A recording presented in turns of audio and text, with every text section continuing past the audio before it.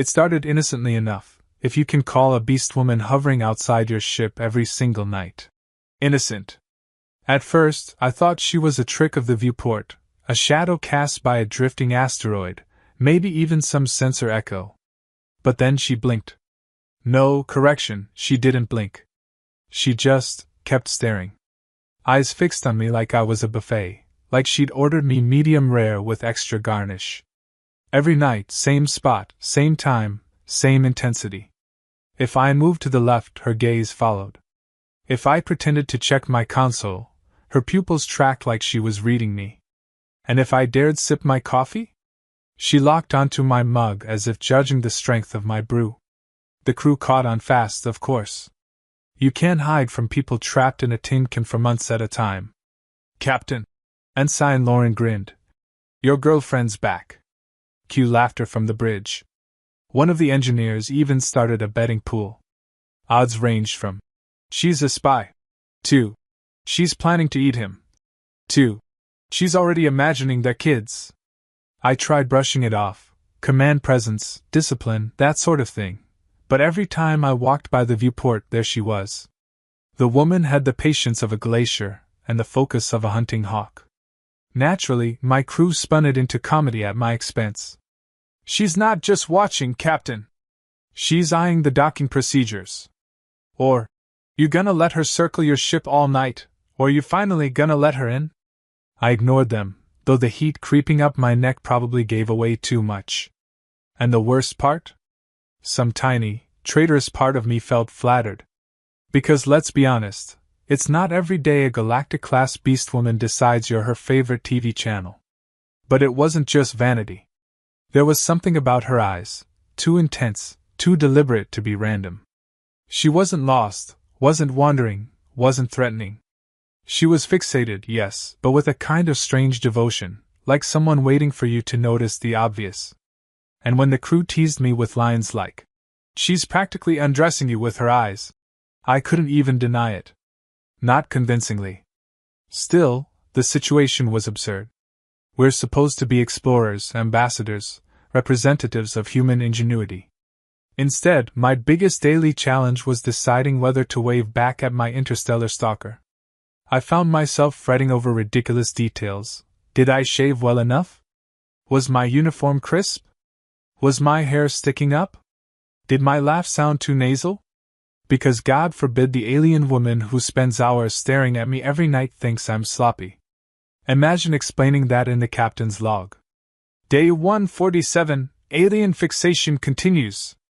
Must improve personal grooming.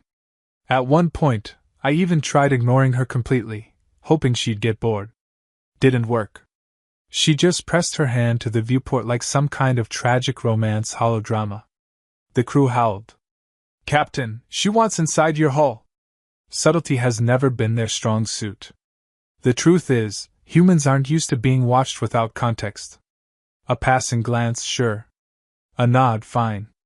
But unwavering eye contact? Every single night? It crawls under your skin, makes you question yourself.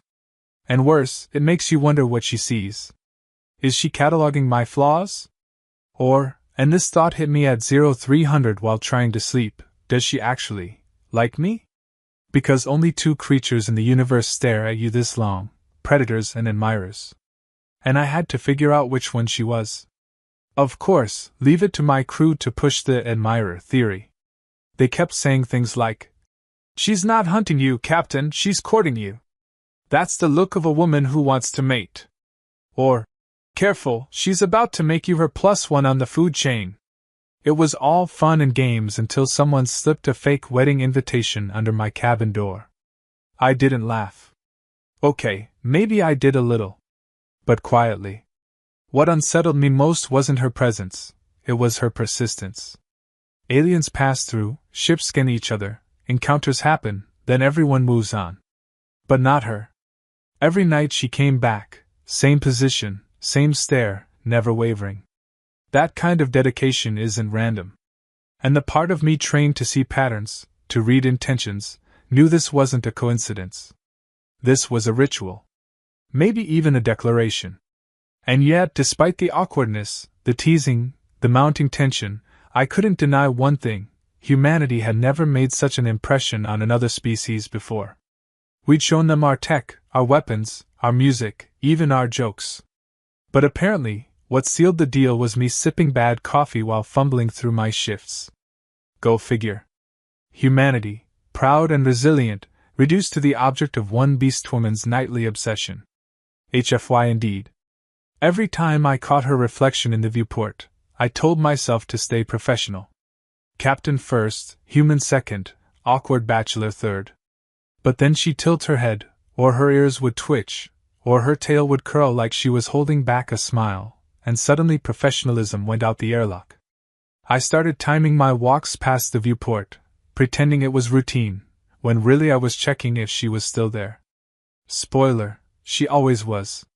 Maybe I should have filed a report, raised shields, demanded answers. But what do you write in a formal complaint? Subject appears outside ship nightly. Subject stares. Subject very consistent. Doesn't exactly scream emergency. And secretly, I wasn't sure I wanted her to stop. Because as unsettling as it was, as ridiculous as it looked, there was something reassuring about her constant presence. Like no matter how far we drifted in the void, someone was still watching.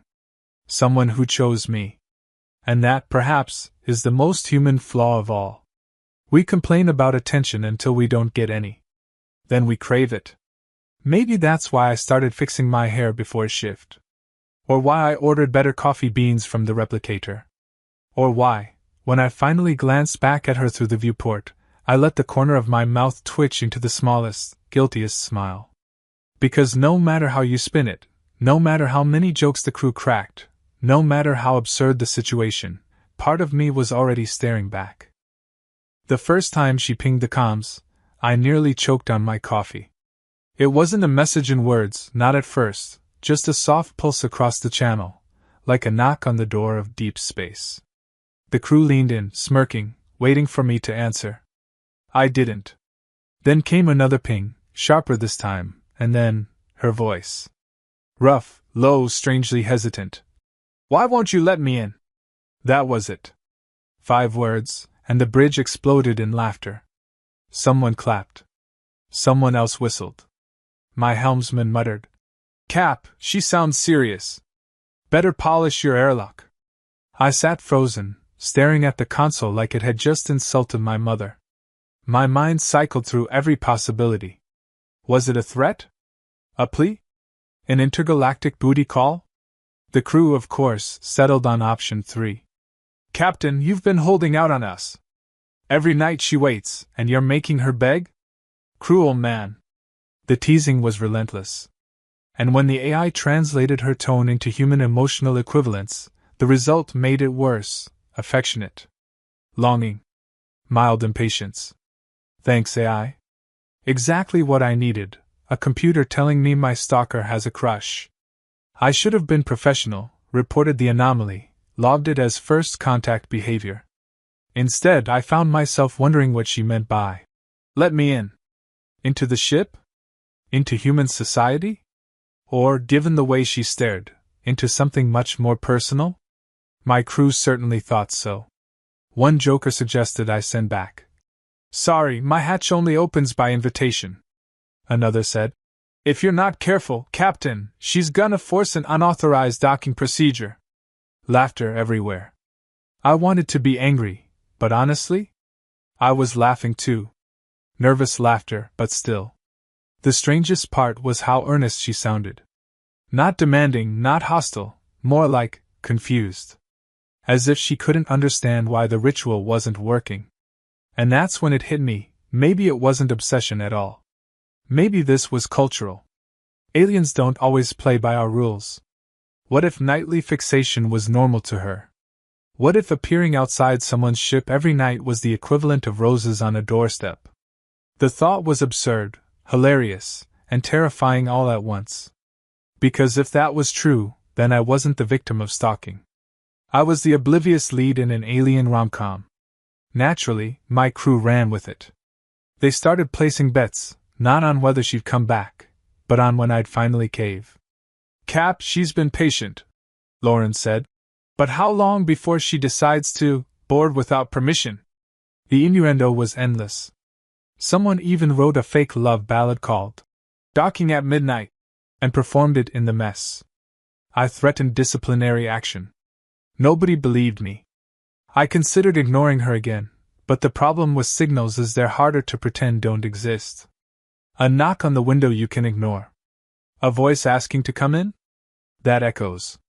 And sure enough, the next night she returned, same spot, same stare, but this time with a comms request flashing steady on my console. She wasn't giving up. The crew egged me on like vultures. Answer her, Cap. What's the worst that could happen? Easy for them to say, they weren't the ones under nightly alien devotion.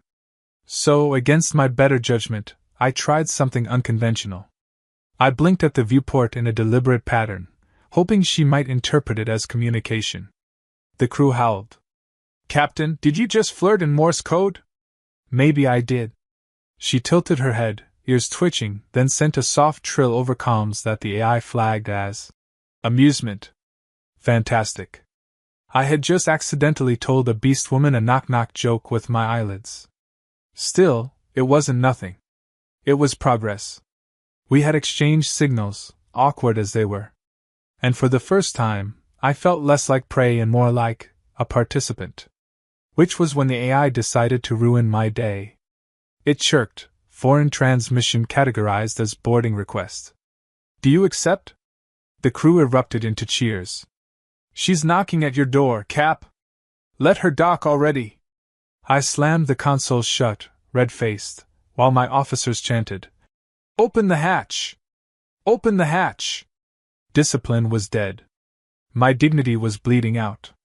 But underneath the embarrassment, a realization took root. She wasn't trying to scare me. She wasn't trying to spy. She wanted in. Not into the ship, not just physically. It was bigger than that. The way she stared, the way she spoke, the way she kept showing up, it all added up to something primal but strangely pure. She liked me. Me, the human captain, flawed and unremarkable, sipping bad coffee at 0200. And if her culture measured love by persistence, then she had already written me a love story one night at a time. That's when the real problem began.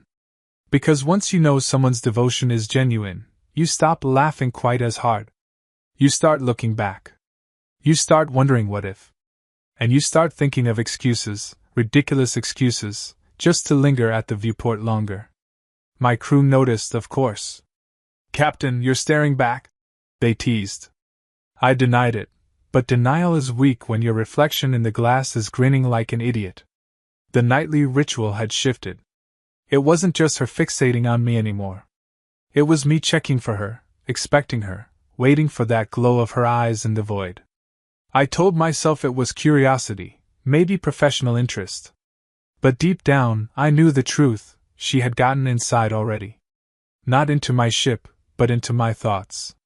Into the part of me that secretly enjoyed being chosen. The night she finally stepped through the hatch, I realized nothing in training prepares you for being courted by a Beastwoman. One moment she was outside, glowing eyes fixed on me as always. The next moment the airlock cycled with a hiss, and there she was, 7 feet of muscle, fur, and nerves. For a second I braced for claws, for fangs, for violence. Instead, she smiled, shy and awkward, like someone showing up late to a first date. Her first words rumbled through the translator, broken but clear. You finally opened your hatch. Of course the crew erupted. They'd rigged the intercom to broadcast the whole thing. I could practically hear them choking on laughter from the mess hall. She towered over me, ears twitching, tail flicking, but her voice came hesitant, soft, almost tender. The translator struggled, turning simple phrases into double entendres that made everything worse. I have waited to enter your space. You have kept me outside for too long. I am eager to explore your quarters. Every line sounded like innuendo, and judging by the way my crew recorded snippets for later, it wasn't just me hearing it that way. I tried to be professional, to ask her name, her purpose, her intentions, but professionalism evaporates when your guest tilts her head and says, You smell compatible. I choked, the crew howled, and she just blinked, confused why her heartfelt compliment had triggered human hysteria. To her, it was probably the height of romance. To us, it was foreplay broadcast on all channels. The longer she stayed, the more the cultural gaps turned into comedy. She offered me gifts, a strip of hide, a sharp thong, even a bundle of glowing flowers she had apparently harvested from an asteroid. Each one carried meaning in her people's rituals. To her, this was devotion. To me, it looked like a hunter's trophy pile. The crew dubbed it the dowry. They stacked her offerings in the storage bay, laughing about how much more she'd bring after the honeymoon. But beneath the jokes, I caught glimpses of something disarming. Every word she spoke, every gesture she made, was laced with genuine care. Her species saw love not as words, but persistence. Night after night she had appeared, unwavering, until I finally relented. In her culture, that wasn't creepy, it was the purest declaration of loyalty. She wasn't trying to intimidate me. She was trying to prove she would never leave. Of course, romance rarely looks dignified when filtered through translation software. When she tried to explain, it came out as, "I fix my gaze until my prey becomes my partner," or, "A stare unbroken is a bond unbroken." To her, poetry. To us, erotic horror. The crew nearly suffocated from laughter when she told me, "I wish to dock permanently in your orbit." I had to dismiss them from the bridge before discipline collapsed completely. What unsettled me wasn't the humor, it was the warmth beneath it. She meant every word. Her gaze wasn't predatory anymore. It was affectionate, almost worshipful. And for reasons I didn't want to admit, it was working on me. Her intensity, once frightening, now felt flattering. No human had ever looked at me like I was the center of their universe. But she did, every night, without fail. And now that she was inside the ship, I couldn't hide behind distance anymore. Naturally, the crew made it worse. They whispered, they giggled, they recorded her voice and set it as ringtones. They coined phrases like, "Cap's nightly boarding procedure," and "Operation Airlock Romance." I wanted to strangle them, but a part of me couldn't deny the absurd truth. She wasn't just outside anymore. She was here, in the flesh, and she wasn't leaving. Her customs fascinated me. Where humans send flowers, her people bring bones. Where we exchange words, they exchange stares. Where we date cautiously, they declare fixation openly and wait for acceptance. To her, I had already accepted. By smiling, by blinking in patterns, by not driving her away, I had answered her ritual without even realizing it. In her eyes, I was hers already. The thought should have terrified me. Instead, it made my pulse race in a way I hadn't felt in years. The funniest part? She wasn't even trying to be seductive. Everything she said, everything she did, came from sincerity, but human ears twisted it into innuendo. "I wish to study your bones. Your strength pleases me. I long to feel the warmth of your quarters." If she had any idea what those phrases meant to humans, she gave no sign. And that innocence, combined with her unstoppable devotion, was what made it impossible to dismiss her. She was earnest to the point of comedy, and somehow, that made her irresistible. By the time the night ended, I found myself walking her through the ship, explaining consoles and compartments. She listened with rapt attention, tail swaying, ears perked. Every word I spoke, she absorbed like scripture. And when I pointed out something trivial, like the replicator's ability to make coffee, she leaned close, eyes bright, and said, "This machine gives you strength each dawn. I must learn it." My crew later called it coffee envy. I called it the moment I realized this Beastwoman, for all her power and ferocity, wanted nothing more than to be part of my daily life. It should have been absurd. It should have been dangerous. But instead, it felt oddly right. She wasn't hunting me. She wasn't spying. She wasn't even stalking, not really. She was courting me, in the only way she knew how. And though my brain screamed about protocol, duty, consequences, my heart whispered something far simpler. Maybe, just maybe, I wanted her to keep staring. By the time another cycle passed, the question wasn't whether she would leave but how long it would take me to admit she'd already claimed her place. The crew stopped teasing and started betting. They didn't ask if, only when. Every corridor I walked down, I caught smirks, knowing glances, silent countdowns to the moment I'd cave completely. The truth was, I already had. I'd just been too stubborn to put words to it. She never rushed me, never pushed harder than her endless stare, but the stare was relentless, a tide that wore down walls. She didn't just watch me anymore. She studied me, memorized me, read every flicker of expression like it was sacred text. And damned if I didn't find myself performing for her, speaking louder, smiling more, giving her little pieces of myself just to see her ears twitch with joy. Of course, the double meanings kept coming. The translator made sure of that. When she wanted to know about human rituals, it came out as, "Show me how your species mates." When she asked to understand leadership, the words twisted into, "Teach me how you command from your bed." The crew nearly collapsed the comm system from laughter when she said, "I am eager to enter your drive core." No matter what, it sounded suggestive. She didn't notice, not until my face turned red, and then she would tilt her head, confused, which only made it worse. At some point, I stopped correcting the translation. Maybe I wanted her to keep sounding like temptation wrapped in sincerity. The night she brought her final gift, everything shifted. It wasn't a thong or flower or scrap of hide. It was a small device, shimmering with faint energy.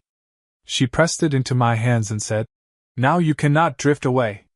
The translator mangled it as, "Now you are bound to me." The crew who overheard nearly died laughing, but when I looked at her, I knew the meaning was deeper. It was a tether, literal and symbolic. To her, giving me that device meant permanent bond. She wasn't playing anymore. She was declaring us mated, joined, inseparable. And though protocol screamed at me to return it, procedure demanded I document it, something in my chest refused. My fingers closed around it. I held on. She noticed. Her ears perked, her breath hitched, her tail froze mid-sway. For the first time, I saw her doubt. "You accept?" she asked, voice trembling, as if this moment meant more than every night she'd floated outside my hull. I should have hesitated, but instead I laughed. Not cruelly, not mockingly, but with relief. I laughed because the universe had the gall to send me love wrapped in fur and misunderstanding, and somehow, it had worked. I nodded. "I accept." The crew lost their collective minds. Bets were paid out, rations exchanged, recordings shared across the fleet. But I barely heard them. All I saw was her, Beastwoman warrior, relentless suitor, devoted fool who had stared at me until I broke. Her eyes shone with triumph, but not conquest. With joy. The kind of joy you only get when you finally reach the one thing you never thought you'd hold. After that, nothing was the same. She walked the ship as if it were hers, and maybe it was. The crew adapted, trading jokes for grudging respect. They still whispered about our union, still twisted every phrase into innuendo, but beneath it all, they recognized loyalty when they saw it. She worked harder than anyone to prove she belonged. She learned human systems with astonishing speed, corrected malfunctions with brute force ingenuity, even saved the engines once by plugging a coolant leak with her own fur. The engineers swore it smelled like wet dog for a week, but nobody complained after she'd saved their lives. The double meanings never stopped. If anything, they grew sharper. When she wanted to help in maintenance, she said, "I wish to handle your tools." When she praised my command, it came out as, "You make me obey gladly." When she asked to share quarters permanently, the translator spat out, "Let me inside you." The crew nearly died laughing, but by then, I was laughing with them. The difference was, the joke wasn't just on me anymore. It was ours, mine and hers, a private language dressed up as comedy for everyone else. And through all of it, I found myself changing. I had always been the distant captain, the professional mask, the man who kept feelings out of command. But she shattered that wall with nothing but persistence. She forced me to feel, to laugh, to blush, to want. She reminded me that humanity isn't just discipline and duty. It's vulnerability, it's being ridiculous, it's letting someone stare at you until you can't help but stare back. The last laugh belonged to me. Because the crew thought it was just comedy, just innuendo, just entertainment. They didn't see the quiet moments when she and I sat together, no words, no translation, just two beings breathing the same air, finding comfort in silence. They didn't hear the soft way she said my name when she thought nobody listened. They didn't know how much I'd come to crave her presence, how her fixation no longer felt like pressure but like shelter. Every night she had appeared, fixated on me. Now every night, I found myself fixated on her. The hunter had caught her prey, and the prey had surrendered gladly, not out of fear but out of love. Humanity had taught me many things, but she taught me something purer. Sometimes the greatest strength isn't resisting, it's yielding. Not because you're weak, but because you've finally found someone strong enough to hold you without letting go. And maybe, just maybe, she didn't just want inside my ship. She wanted inside my heart. And I let her.